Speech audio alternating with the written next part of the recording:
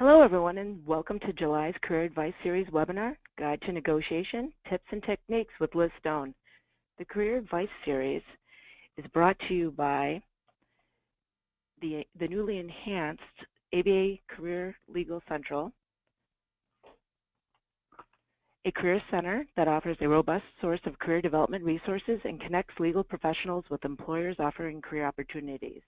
Before we start the program today, we'd like to share two housekeeping items. First, this program is being recorded. Copies of the PowerPoint slides and a link to the recording will be emailed to registrants and posted on the ABA Legal Career Central website. Second, the audience has joined this webinar in listen-only mode. You can submit text questions via the questions pane of the webinar control panel. You may send in your questions at any time during the presentation, and we will collect these and address as many as we can during the Q&A session at the end of today's webinar. With that, we'll turn it over to Liz to start things off. Hi, everyone. Welcome to this Guide to Negotiation, Tips and Techniques. I am Liz Stone. I was a practicing attorney for 6 years. I was a litigator, and I am now a legal recruiter. And in my capacity, both as a practicing attorney and a recruiter, I was involved and am involved with a lot of negotiations. And one of my favorite parts of my job is negotiating on behalf of my candidates and helping people learn how to negotiate on behalf of themselves. And it's something that I think is very important for everyone to know how to do. And I think it's something that gives everyone a lot of anxiety, but is also something that everyone can learn to do. So I'm very excited to dive right in. We have a lot to cover today. So I'm going to be moving really quickly. I do have resources at the end, some books that you guys can access for more details. And this, like we said, the slides will be made public. I will be moving quickly, and we will try to address as many questions as possible in the Q&A session. If there are categories of questions we're just not able to get to, we will be able to post follow-up information on the website. So with that said, let's get started here. We are going to focus on the top issues about negotiating on behalf of yourself in the business context. Like I said, you could take a year-long class on this topic, so we're going to hit the highlights. I'm going to give what I think are the most important tips on the topic. We will address some questions at the end and then cover some takeaways, and then we'll also show you guys some more ABA resources. So the top issues for negotiating, we're going to talk about understanding your own style. And the image in movies that people have about people who are good negotiators, or that the classic slam your fist down on the table, walk away during a meeting, that is not everyone's style. And understanding your style and making it work for you is an important part of the process. I'm going to cover the process of a negotiation, and this is a process that applies to all negotiations, a big deal between two companies down to some people at a four-way stop negotiating a process. We're discussing it with an eye to negotiating on behalf of yourself, but the general process of a negotiation is really the same for all kinds of negotiations. We'll talk about some important rules of thumb, and we'll cover some ethics issues at the end.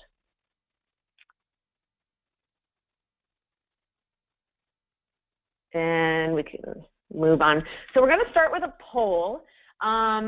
People are generally uncomfortable negotiating on behalf of themselves. Not everyone, but I wanted to start with a poll with a few reasons why you might not be negotiating on behalf of yourself, and we can just take a look at see what people have in common, what some general issues are. So fill out the poll, and then when the results come in, we can take a look at that and then get started.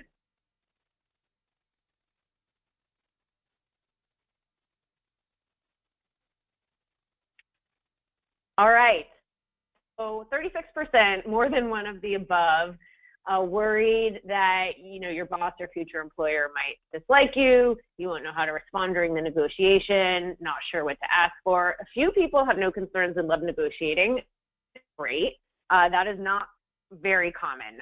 Generally speaking, everyone has some amount of anxiety when it comes to negotiating on behalf of yourself. So let's take a look at how we can address that. Let's move on to the next slide. All right, dealing with anxiety. So knowing yourself, as we talked about, everyone has different concerns about negotiating. People are raised with different cultural biases. People have different personal styles. Some people are conflict avoidant.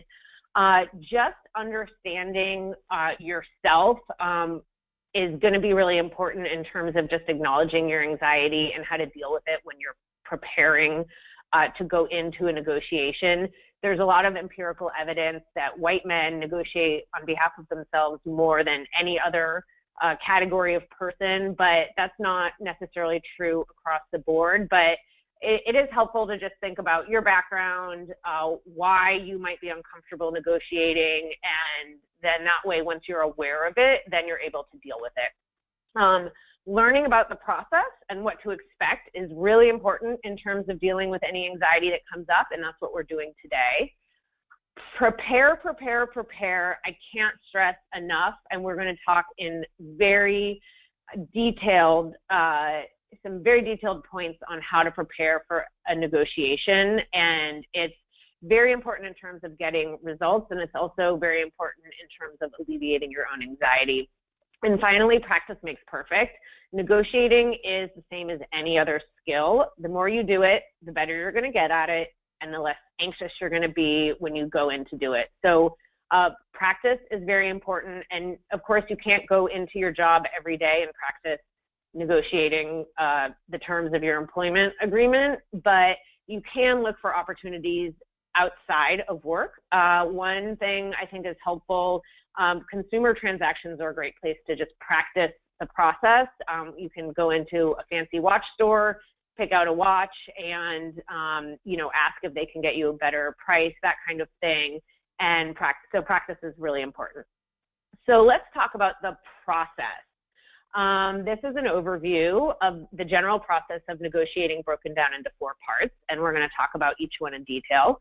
Preparation is the most important and often overlooked step, and we're going to spend several slides talking about that. After you prepare, you get together with the other side, and there's an information exchange. The best negotiators ask questions and listen. And this is also overlooked. No negotiation has ever gone worse for someone because they listened too much. So the information exchange is very important.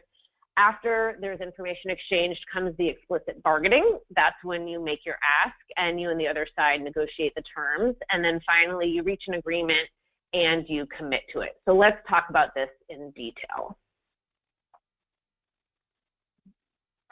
Preparation. So like I said, people who take the time to prepare do exponentially better in negotiations. And there's a number of different types of preparation, all of which are important. So first of all, market research. You want as much objective information to support your position as possible. That way, when you go in to make an ask, you can have objective information to back up your argument. And it's also important because the more market research you have to support your position, the more you actually believe in your goal. And the more you believe in your goal, the more persuasive you are when you go into negotiating. And we'll talk a bit more detail about how to get market research. Then you also want to focus on goal setting. You want to set a goal, you want to set a floor, and the floor is, okay, this is my minimum, and then after that, I'm going to walk away. And you want to get as specific as possible. You're going to spend time preparing your argument, and you're going to spend time preparing your strategy. So let's talk about these aspects of preparation in more detail. First, market research. The objective information helps you set an optimistic goal and gives you leverage when you go in. So an optimistic goal is the highest number. Let's say you want to get a higher salary. It's the highest salary that is justified by real information. So if you are a brand new attorney and you are in a small town and you want to go in to get an offer at a law firm, you are not going to look at a 5-year associate salary in New York City to get you information. You want some objective market information that is going to be helpful for you in your circumstances. So to do this, you're going to need to talk to people in your field. Legal are a great source of information. I have people that maybe I'm not working with them on a specific job, but if I have a relationship with them, they often call me and talk to me about an offer they got, or company has asked them, what salary do you need? And they come to me for market information. So if you're a lawyer, there is good information out there. There's also professional groups, internet research. And when you're doing this, you want to look for apples to apples comparisons. And like the example I gave, if you are a brand new associate in a small town, you're not going to look at New York salaries for experienced lawyers. You want to look for someone, try to find people in a similar position to you, in a similar field. You want your market information to be as objectively reasonable as possible. And a lot of people are concerned about seeming unreasonable if they ask for a raise or are negotiating for a higher salary. So an ask that is justified by market information is going to be reasonable. And I think that's helpful to keep in mind if you are anxious about feeling like, oh, I don't want to seem greedy, or I don't know if this is okay. Spend that time getting as much information as possible, because then it is objectively reasonable that you're asking for it, and you're going to feel less anxious about making the ask. So once you know where the market is and where you fit into the market, then you have information to start setting your goals.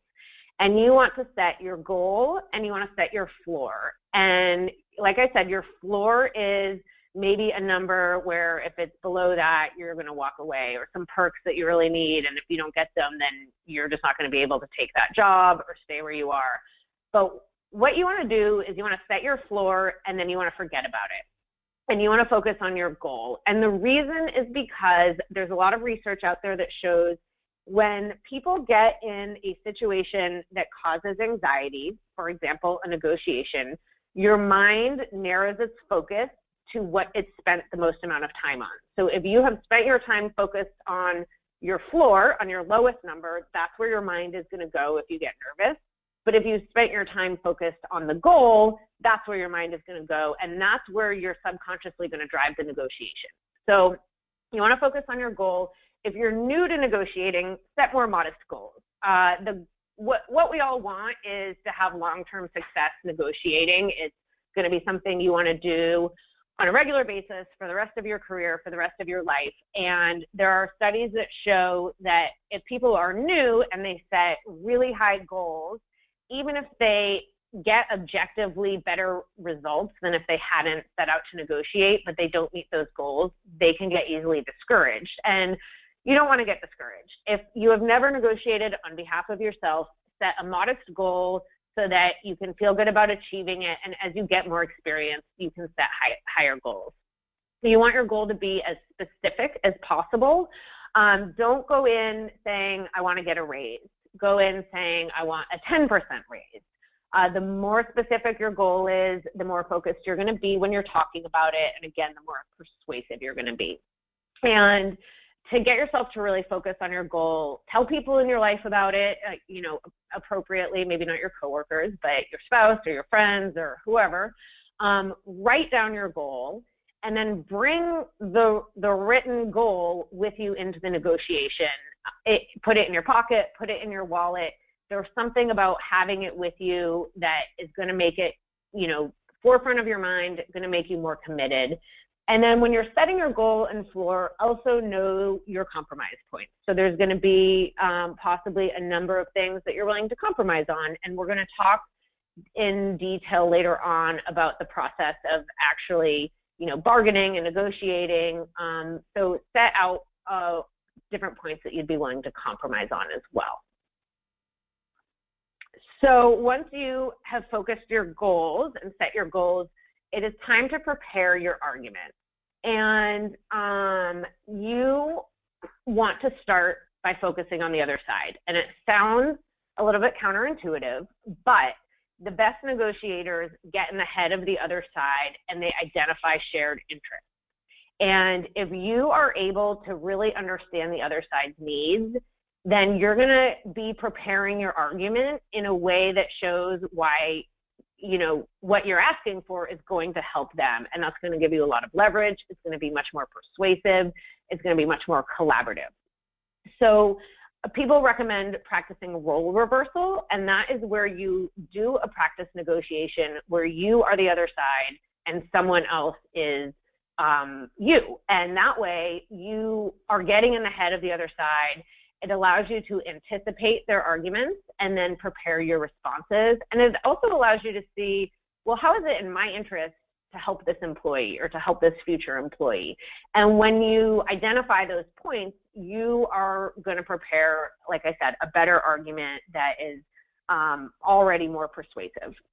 And once you have gotten in the other side's head and understand shared interests, then you're going to write out all the data and points that support your argument. You're going to lead with shared interests. And in terms of threats, you want to use threats very sparingly. A small threat is always going to be perceived in a big way. So coming, especially for a job negotiation, anything in your career, this is about building relationships. So you want to use threats sparingly, and we'll talk in more detail about if you have a lot of leverage, how you want to present that to the other side. But really getting in the head of the other side and preparing your argument from that direction is going to be very helpful. All right. Just checking out questions as we go to make sure. Okay. So next you want to prepare your strategy. And this is where knowing your style is going to come in. So there's a lot of different styles, but the kind of two most common buckets are competitive people and collaborative people. And competitive people tend to be more focused on winning. They're going to be more comfortable with conflict.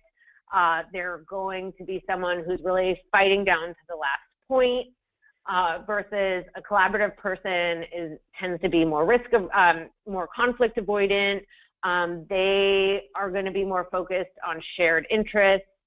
And sometimes collaborative-minded people are a little more uncomfortable negotiating on behalf of themselves because it's a situation that feels like it's conflict. But a collaborative style is actually fantastic, and long-term you can get great results with that style.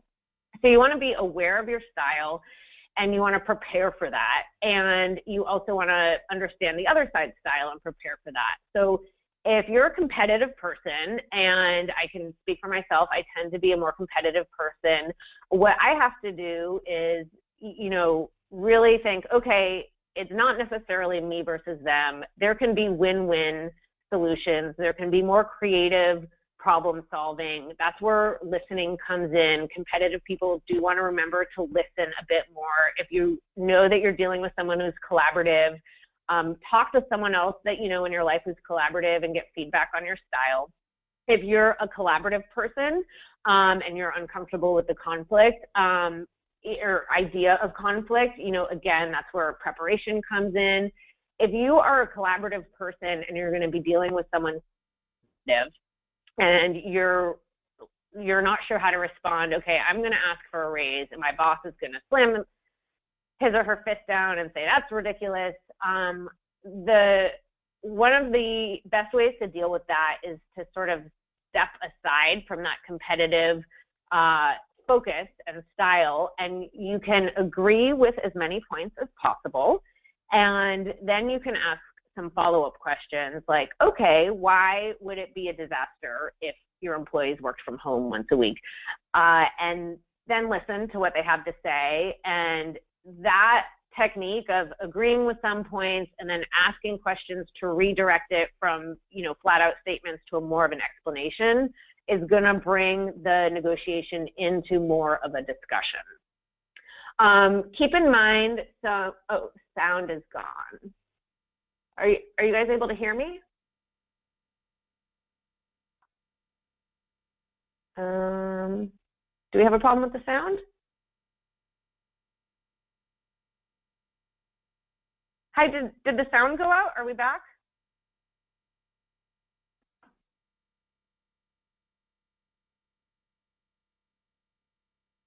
Are you guys able to hear me?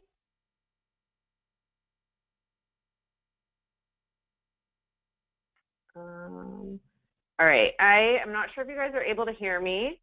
So I am just checking on the sound before we continue. Let's see, it says I'm connected, but I don't want to keep going if you guys are not able to hear me. Let's see here. Sorry about this, you guys.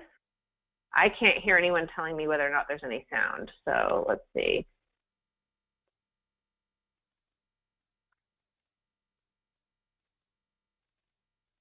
Okay, sound is back. Thank you guys who answered.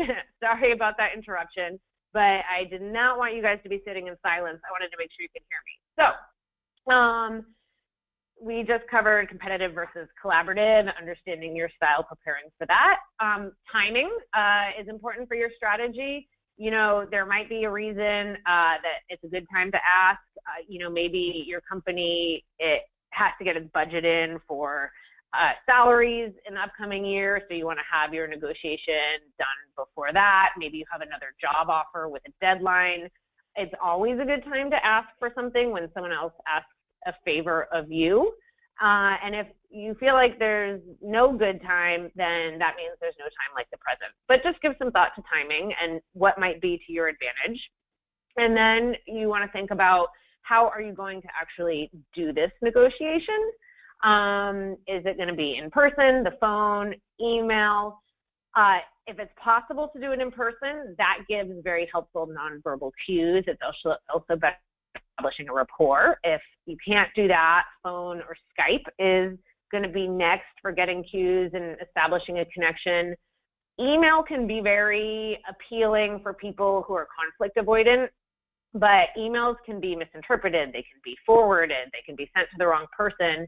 So if you are making an ask over email, you want to be really careful about the tone. You want to make extra small talk up front. You want to have someone else look at it. You want to be careful about where you send it, and maybe think about really carefully about whether or not that's how you want to do it. And as you're preparing your negotiation, you want to make sure you are negotiating with a person who has authority to You want to make sure you're negotiating with the person who has authority. You don't want to go through a whole negotiation with your boss only to find out they don't have the authority to give you a raise, or you're negotiating extensively with someone in HR at a new company who just doesn't have the authority to give you the offer package that you're looking for. So something to keep in mind when you're preparing your strategy. All right, and once you have done all that preparation, it is time for information exchange, and that is when you are talking to the other side.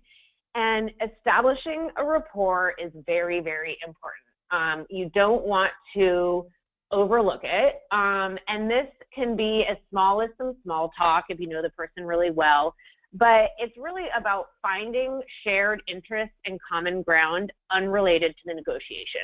People are more inclined to give people something if they view them as similar, if they view them as a friend. It can be, you know, do some research on the person you're negotiating with. Maybe they went to the same school as your spouse. If you're in someone's office and you see a picture of New Zealand and you have traveled there, you can talk about that. These are all things important for establishing a rapport. You know, when you look at companies doing a big deal, it's why people might go to a sporting game together. It's finding that common ground that's unrelated to the negotiation. And there are studies that show that the effort to establish a rapport is just as effective, even if everyone knows that you're doing it because you're about to negotiate. So put the effort in to do that. And then you want to ask a lot of questions and listen. You've spent time preparing, thinking about what the other side wants and where they're coming from, and this is your chance to find out if you are right. And everyone wants to be heard. It's always going to be good for you if the other side feels like you're really listening to them. So ask questions about what's important to them, what their goals are for the company, what their goals are for the team. Really listen to the answers, and this also gives you a bit of time to plot your next move if you need to kind of make any changes based on what you are hearing from them. But listening is very important, and the most successful negotiators ask way more questions and listen way more than unsuccessful people.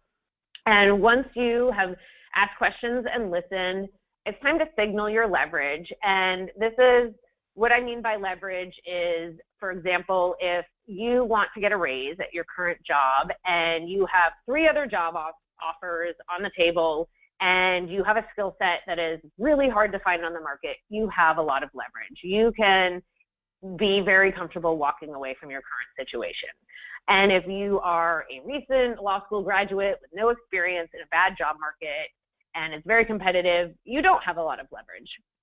So if you are coming in with a lot of leverage and you know that you have strong leverage, you want to be fair. You don't want to come in arrogant. You do want to explain what your options are. So if you're looking for a raise, you do want to let your boss know, you know what, I have this other job offer. But you want to be as neutral as possible about giving the facts, and you want to be really fair to the other side because leverage can change. It's flexible as information is disclosed. There might be information that comes up where maybe you realize you don't have as much leverage as you thought. And also you might be on the other side of the table one day and you would want someone to be fair to you. If you don't have a lot of leverage, you don't want to bluff and you don't want to lie. You're better off acknowledging that you don't have a lot of leverage and maybe appealing to the personal side. What would you do if you were me? If you want to raise and you don't have another job offer, don't lie about having another job offer. You know, it's much better to do something like playing to the uncertainty of the future, like, well, I might go look for another job. But you want to keep it honest and, understand what your leverage is and, more or less acknowledge it. You just don't want to be caught in lies and bluffs if you don't have a lot of leverage, because then it's really going to be kind of over for you at that point. So after information exchange, then we're getting into explicit bargaining. And this is where you are really, diving into the actual negotiation. So let's talk about a few rules of thumb. There's an anchor point. And the anchor point is the first number that is thrown out in a negotiation. And this comes up when you have two companies looking to make a deal. If you walk into a store and you see the price tag on some furniture, that is the anchor point. That really cues to the other person the world of numbers that you're looking at, and it sets expectations. And this is something that you can use to your advantage, which we'll talk about. And if somebody else sets the anchor point, the more market research you've done, and the more prepared you are, the more you know whether or not that anchor point is realistic, and you don't necessarily fall prey to that. Then another rule of thumb is that, generally speaking, most negotiations meet in the middle. And let's see, is the sound working again? I'm getting more messages about the sound. Let's see here. Is the sound working? Sorry, guys. I just want to make sure the sound is working. Okay. Seems that a few people are having connection problems, but most of you can hear me. So we are going to keep going. So most negotiations generally meet in the middle. This is a rule of thumb, and it's good to keep in mind as you're preparing, as you're thinking about numbers, and also in terms of evaluating your success. If you land somewhere in the middle between you and the other side, what you initially wanted, that's a successful negotiation. So keep that in mind. And then we talked a little bit about leverage, and leverage is a matter of perception. It's how the other side views you. Are you able to walk away? What do they need? And like I said, it's fluid. It can change, and it's not fixed. So as you exchange more information, you might realize you have more leverage than you initially thought. You might realize you have less leverage than you initially thought. A very common question when it comes to explicit bargaining is it bad to open first? And especially with the job search, I work with a lot of companies who will say to candidates, what is the salary that you need? And they force the candidate to give the number. Now, if I'm working with someone as a recruiter, it's a little bit different because I know exactly what the salary range is, and what I'm doing is screening candidates for salaries. But I talk to a lot of people who are doing a job search on their own, and they have to give a company a number. And the company needs to make sure somebody's not priced out of the position. They don't want to move forward with someone just to find out they were never going to get somewhere on price. But the candidate is concerned about throwing out the first number and then setting the bar too low.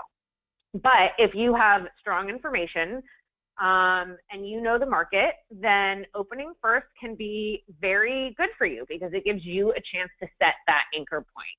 So don't be afraid to open first.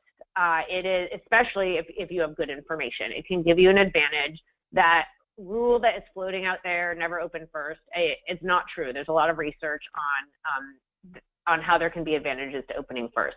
If you don't have a lot of information and you really don't know and you don't want to, offend the other side or price yourself out, and you just haven't been able to get market information on compensation or perks or whatever it is that you're looking for, then you could try to get the other side to open first. But keep in mind, that then they're setting the anchor point, and, just be aware of that psychological effect on you. All right. So the next question that I get a lot is, do you open with your highest number that you really want, your most optimistic number? Do you open more realistically? So like I said, the optimistic number is the highest number for which there is a supporting reference point versus an outrageous number where there's no justification for it, and you don't want to go into a negotiation with an outrageous number. So one-off transactions usually open at the highest end of the optimistic scale than a long-term relationship. So the more you know that person on the other side, usually then you tend to open closer to where you're probably going to land with your numbers. But opening on the optimistic side allows you room for concessions, which we're going to talk about. So if you open, a good amount above your bottom line, then that's going to give you room to give things up along the course of discussion, which is very helpful with the rapport and the process of a negotiation. If you have really weak leverage and the other side knows it, then it's not going to be helpful to open physically. So that's another important thing to think about. So let's talk about the concessions. Let's see here. All right. Concessions are the language of cooperation. Competitive people might view that as a lose or giving in, and it's important to reframe your view of concessions because it really shows that the other side, that you view their points as valid. So how do you want to use concessions to your advantage in a negotiation? Let's see here. You want to move slowly on the least important issues first. And that is because the size of early concessions indicate your bottom line. So if you come in and you ask for a certain salary and immediately agree that you would go down 40%, it just indicates that your bottom line is much lower than what you opened with. And if you give up something that is really important to you right away, the other side's not going to value it as huge because they haven't worked for it. They don't have enough data from the conversation you guys have been having. So you don't want to make a huge concession early that leaves you no room for concessions later on. People can't adjust their expectations. You want to start out slowly, concede on your least important issues first. And one way to keep it fair and not give up all your leverage is to use if-then phrases. So somebody says, well, I just can't give you a salary that high. There's no way I'm going to be able to get it authorized. Okay, I understand that. If you can't go that high, I'm willing to go down to here. But in that case, I'd like to work from home 1 day a week, something like that. So you can use the concessions to move things along and also, keep some leverage, but also show that you're cooperative. All right, so the closing of a negotiation. So, when is this going to close? Sometimes these things drag on for a long time. You might just really want to get this done. External deadlines can really drive a closing, so that an external deadline is something that is not related to this particular negotiation. So, for example, you have a deadline for another job offer, or a company has a budget deadline, or your boss has a project that has to get done. Those kinds of things are important to keep in mind for closing, because it might be a deadline that's important to everyone that can speed up the process. If you are going through the negotiation and you and the other side are close, but you aren't there, splitting the difference is one of the best ways to actually reach a closing. It really appeals to everybody's sense of fairness. So say I really want a salary of 130, the other side says I'm at 110, propose 120 and see if they'll do that. And especially if you've put a lot of time into the process, splitting the difference is a really common way to reach a conclusion. And then once you get your number, at that point you want to secure commitment. Usually you get it in writing. If you're in a more casual environment, you could just send an email confirming what you talked about, what you agreed to. And of course, anything you agree to do, you always want to keep your commitment. So that's an important part of closing. All right, ethics. This is very important for negotiating because I think there is an image out there of negotiating being, people are bluffing and they're lying about facts and who can you trust. And for you personally, it is very important in all of your interactions, especially for your career, that you be trustworthy and fair and you follow through on your commitments. Your reputation is at stake. So, a big lie in a negotiation that will follow you. I know when people are lying to me. My job is to talk to people, and I don't appreciate it. If I have a candidate and they're lying to me, I make a note in that file. It's not something that you want, tainting your professional reputation. So that can get tricky with negotiating because a big part of negotiating is that you don't want to come in and admit what your bottom line is. So, ethically speaking, bluffing about your bottom line is generally accepted. That is appropriate with negotiating. You do not have to come in and tell anyone what your bottom line is. You want to be strategic about that. But lies about facts or consequences are unethical. Don't come in lying. So what do you do if somebody asks you a question and the answer is really bad for you? Well, you don't lie. It's always better to not answer a question than to lie. Of course, especially with lawyers, we know when this is happening, but if you have a question and the answer is bad for you and you have to answer it, lead with the truth about your goals and what you want out of the negotiation, and then answer the question. Because it's hard to not answer a question if you're dealing with someone who's smart and knows what's going on or needs the answer. But don't lie. Don't lie and say you have another job offer. Don't lie about something that's going to happen. First lead with, well, here's what I'm hoping to accomplish today. Here's what I'm hoping we can get out of this, and then give the answer. So always keep ethics in mind and be ethical, and take that very seriously. Something to consider. All right. So I've been talking a lot. I want to take questions at this point. I have seen some questions come in, but a lot of them were about the sound. So I am kind of looking through these. All right, someone asked, is it better to talk first if I have strong information so that can help the other part? I don't understand that question. But I think this is about, what you open with. And if you have strong information and you're very confident with your numbers and the information that backs it up, I do think there is an advantage to you opening. I think that can be helpful. Again, if you are new to thing and you're not comfortable and maybe you don't have the best market information, then you want to try to ask questions from the other side to get that first. Any advice under time pressure? The time pressure is very relevant to negotiating. People use time pressure to help drive a decision.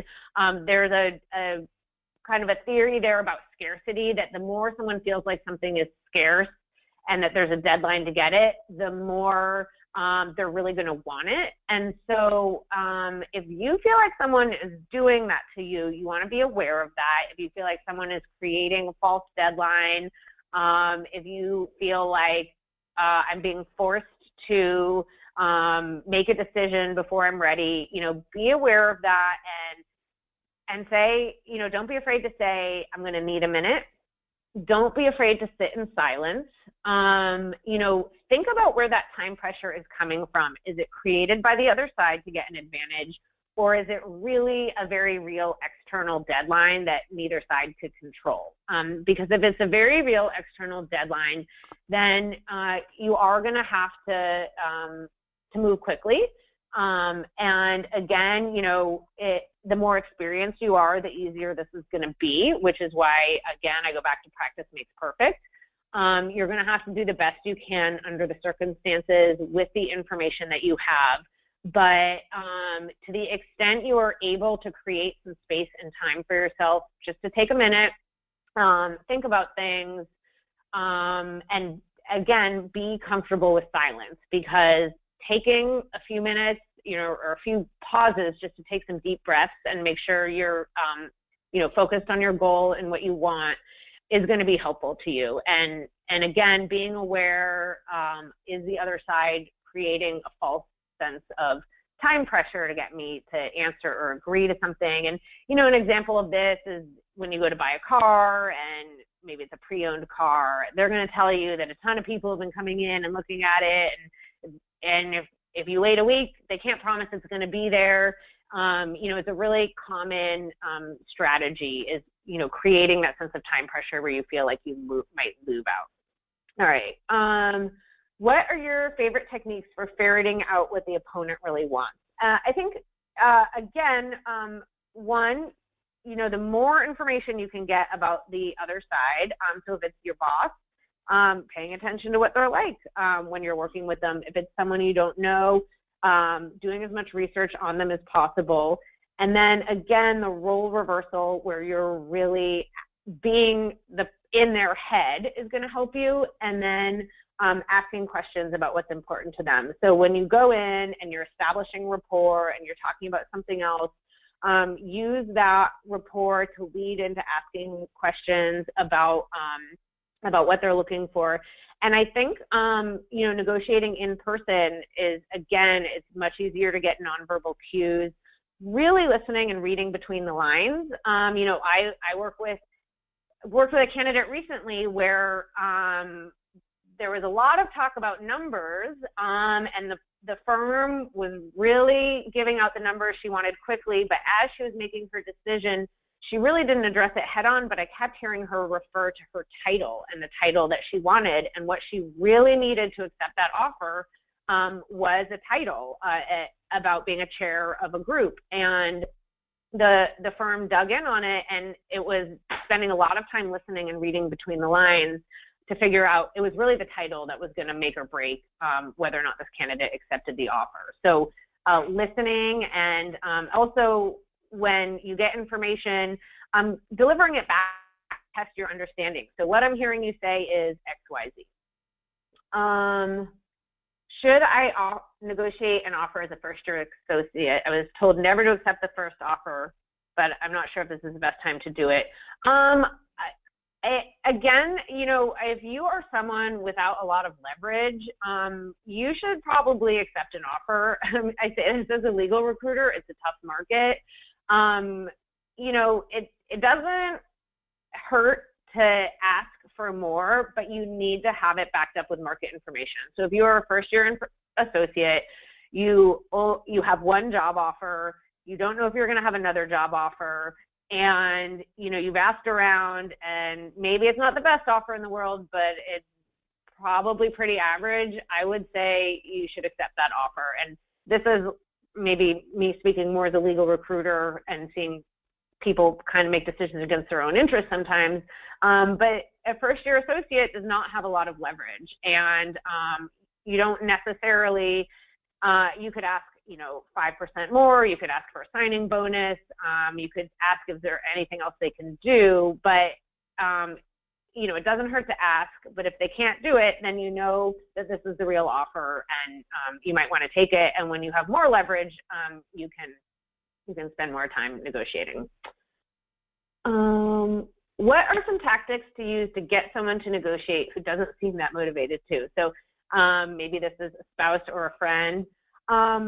You know, that's hard because it's individual, but I do think a lot of what keeps people negotiating is their own anxiety. So if you see someone you really feel like they need to negotiate on behalf of themselves, I would, you know, ask them questions to understand why they might not want to do so. What is it that makes them uncomfortable? And, you know, maybe refer them to this presentation to give them some tips so they feel more comfortable. Where can I find comparable salaries, billing expectations? So, you know, this is what I covered. You know, you want to ask people in your network. There's information online. Talk to recruiters.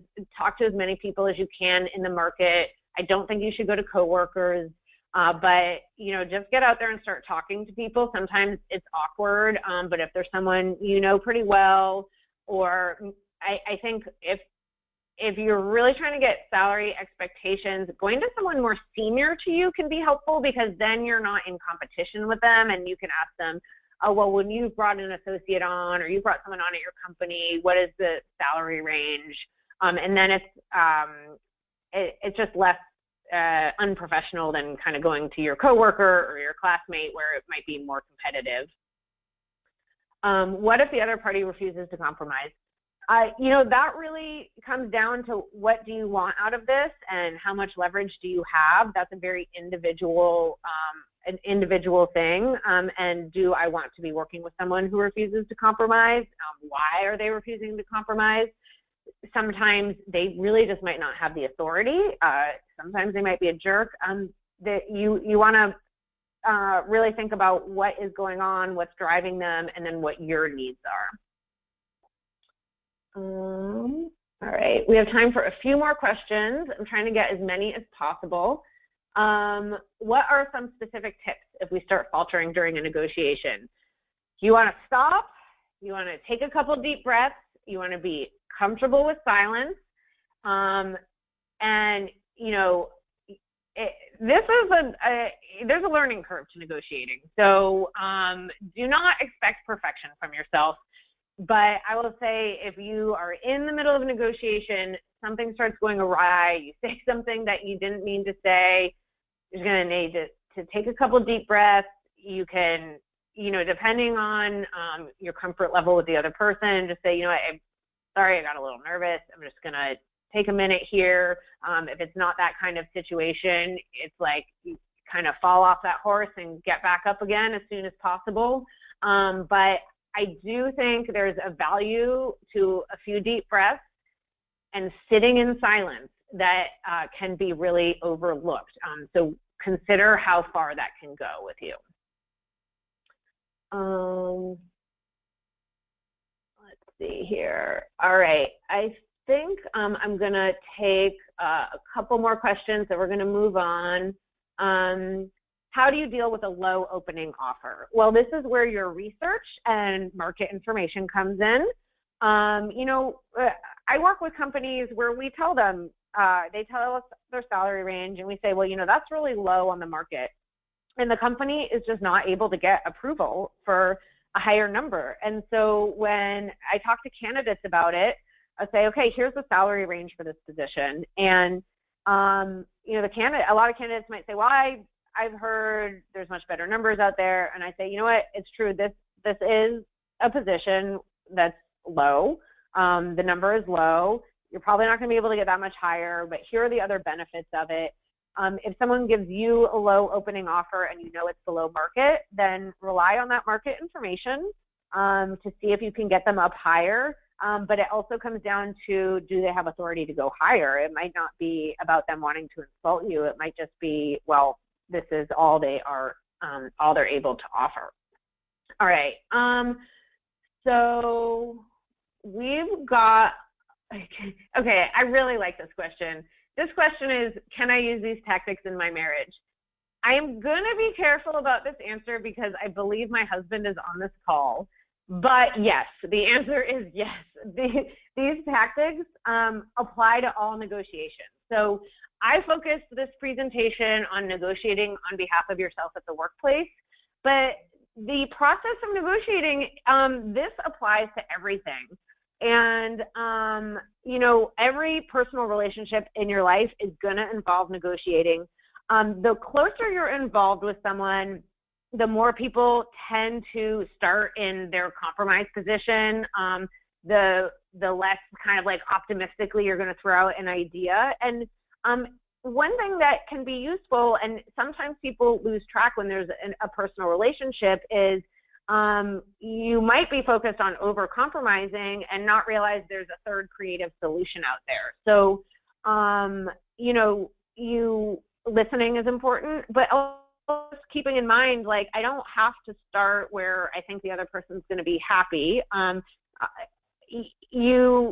Think about their needs and think about, is there a win-win? Is there a third solution here? I don't necessarily just have to give in to keep the peace. And then, of course, vice versa, you want your marriage to stay intact. You don't necessarily have to play hardball, but all the preparation and all the, especially tips about listening and creative problem solving and compromising, everything we talked about today can be used in your personal relationship. So hopefully everything we covered today, you can, spend more time with the slides. I am going to give you some resources now.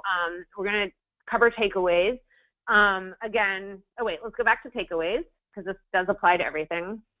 So all right, here we go. Preparation is key in your personal life, thinking about what you want, understanding what the other side needs, all of those things. Set specific goals. The more specific, the better. Consider the other side's needs and listen. Very overlooked, very important, and it's what successful negotiators do. Be ethical. Just be ethical. That's important in life. And practice makes perfect. This is something you're going to get better at over time. Go out, look for chances to practice. If you're really uncomfortable and nervous, start by going, like I said, go into a store with something you don't care about and just practice the process a little bit. And, the more you do it, the better you're going to be at it. And I think the more fun you're going to have with it. So I have some recommended reading for everyone. Bargaining for Advantage, Negotiation Strategies for Reasonable People. This was a book that I had in my law school negotiation class. So when I picked it up again to prepare for this, I thought, well, this book is right on point. And then I remembered this is what I learned from. And a lot of, the process that we talked about today is drawn straight from this book, but it goes into much more detail, much more complex, nuanced situations. It really dives into detail about how you might deal a little bit differently for a really personal negotiation versus a large business negotiation. I think this book is fantastic. Difficult Conversations, How to Discuss What Matters Most, also very good. And then the final recommended reading is Women Don't Ask, The High Cost of Avoiding Negotiation and Positive Strategies for Change. I didn't address gender and culture differences in detail in this presentation, but they are really important in terms of your own comfort level and feelings about negotiating. And this book is geared and focused on kind of the history and culture around women, but I think for anyone who's uncomfortable asking or feels like, well, I was raised not to ask, this book is really good. So, check out these resources. We are going to go through the questions and try to answer some more buckets of questions online. And I hope you guys are all able to take what we talked about today and apply it to everything. So that is my time, and I'm going to give it back to Tracy now just to talk about what's coming up. Thank you, Liz, and thank you, everyone, for attending today's webinar. If you have a moment, please complete our short webinar survey that will pop up in a few minutes, and then mark your calendars for our upcoming Career Advice Series program, the second Friday of each month. Thanks again, and have a great day.